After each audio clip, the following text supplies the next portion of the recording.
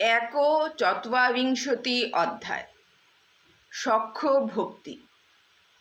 কোনো ভক্ত যখন স্থায়ীভাবে ভগবত ভক্তিতে অধিষ্ঠিত হন এবং নানা প্রকার ভাবের লক্ষণের দ্বারা পরমেশ্বর ভগবানের সঙ্গে সখ্য ভাবে সম্পর্কিত হন, তার সেই ভাবকে বলা হয় সখ্য রস।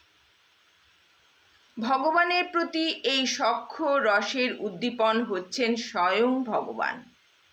কেউ যখন জড়জগতের সমস্ত বন্ধন মুক্ত হয়ে পরমেশ্বর ভগবানের সঙ্গে তার নিত্য সম্পর্কের পুনঃপ্রতিষ্ঠা করেন, তখন ভগবান নিজেই তার সেই প্রেম উদ্দীপ্ত করেন।